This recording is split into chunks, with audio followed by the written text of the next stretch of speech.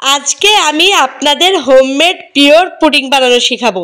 যারা পারেন তারা তো ঠিক আছে, যারা পারেন না তারা অবশ্যই ভিডিওটা দেখবেন। এই যে এখানে আমি হাফ কেজি পরিমাণ দুধ নিয়ে নিয়েছি। দুধটা অল্প আছে, আমি জাল দিয়ে নিচ্ছি। দুধটা কিছুটা পরিমাণ কমিয়ে নিতে হবে, কারণ দুধটা একটু ঘনত্ব করতে হবে। খুব একটা কমানোর দরকার নেই, এই যে হালকা পরিমাণ কমাতে হবে। এই যে দুধটা আমার জাল দেওয়া শেষ। এই যে এদিকে আমি কিছুটা চিনি নিয়ে নিয়েছি, আর তার ভিতরে অল্প একটু পানি দিয়েছি। এটা ক্যারামেল বানাবো সেই জন্য। এই যে এটা অল্প আছে, হালকা নাড়াচাড়া করবেন। হালকা নাড়াচাড়া করলে দেখা যাবে যে একটু লাল লাল হয়ে এসেছে। বেশিটা পুড়িয়ে ফেলা যাবে না, তাহলে আবার তেতো লাগবে। এই যে অল্প আছে, নাড়াচাড়া করতে করতে ক্যারামেলটা আমার প্রায় হয়ে গেছে। এখন আমি এটা বাটিতে নিয়ে নেব।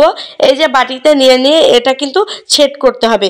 একটু হাত দিয়ে এরকম করে করে ছেদ করে নিতে হবে, যাতে পুরো জায়গাটা এই যে পুডিংটা ঠিক মতো ছড়িয়ে ছিটিয়ে যায়। চলে আসলাম ভিডিওর মূল পাটে।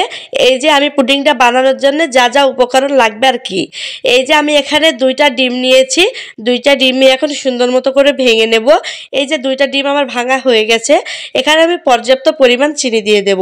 যারা যেমন মিষ্টি খান আর কি, এখানে আমি যতটুকু পরিমাণ লাগবে আর কি ততটুকু পরিমাণ চিনি দিয়ে নিলাম। এখন ডিমের সাথে এটা সুন্দরভাবে ফেটিয়ে নেব, যাতে চিনিটা গলে যায়। এই যে চিনিটা আমি সুন্দর করে ফেটিয়ে নিচ্ছি যাতে ডিমের সাথে গলে যায়। এই যে গলে গেছে, এখন আমি সেই দুধগুলো দিয়ে দেব। দুধগুলো দেওয়ার পর এটা আমি সুন্দরভাবে আবার মিক্সড করে নেব, যতক্ষণ না দুধের সাথে ডিমের সাথে জিনিসটা মানে বেটারটা মিক্সড না হয়। এই যে ভালোভাবে আলতোভাবে মিক্সড করে নিয়েছি। এর মাঝে আমি হালকা একটু লবণও দিয়ে নিয়েছি।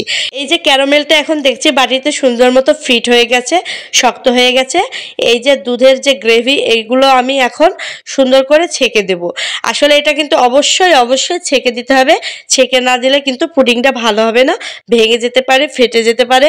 এই যে আমার ছাঁকা কমপ্লিট। আমি বাটিটা আটকে এই যে আঙুল দিয়ে দেখিয়ে দিচ্ছি, ভিতরে একটা পাতলা আমি ছিট দিয়ে দিয়েছি।